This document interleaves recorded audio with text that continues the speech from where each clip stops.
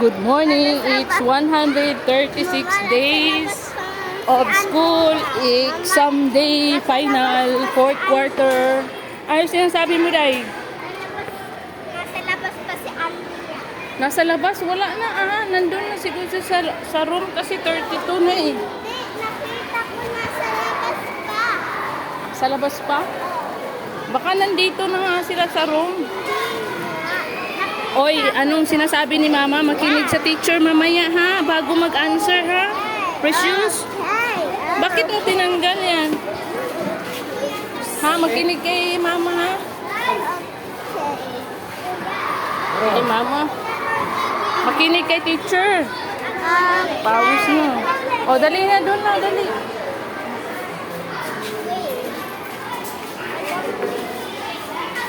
Para makasagot sa sa papel ha. Makinig kay teacher bago mag-answer ha.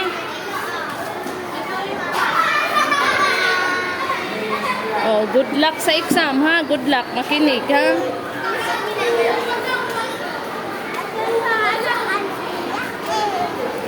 Wala, sarado na yung room ni teacher ko.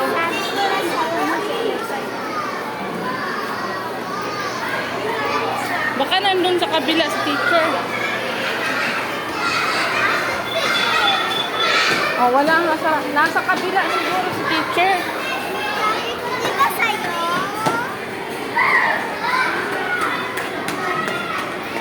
Nasa kabila, ba't hindi natin nakita si teacher?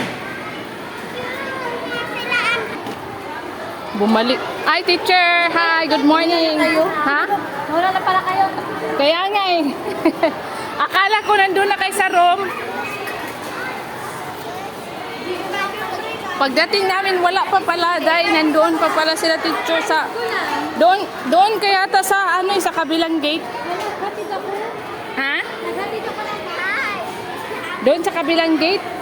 Oh, kaya nga hindi kaya namin nakita. Ito na sila ang dami. Teacher, andito ang dami. Oh. Nakahawak kamay pa sila Ang gaganda ng mga kids. Hawak kamay.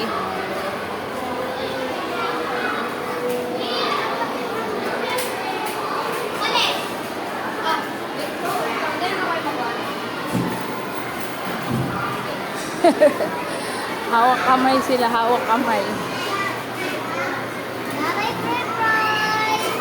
Himala, walang ngayon. Oh, Precious!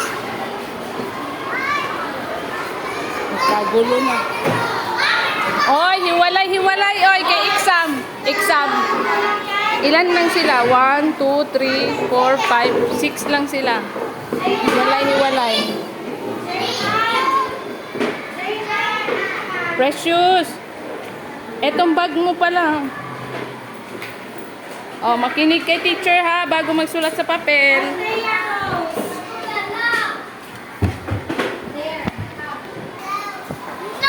Uy, makinig kay teacher ha. Ha? Precious? Bye. Exam day, last day na practice na sa Monday. Thank you. Thank you, teacher. 6 lang sila.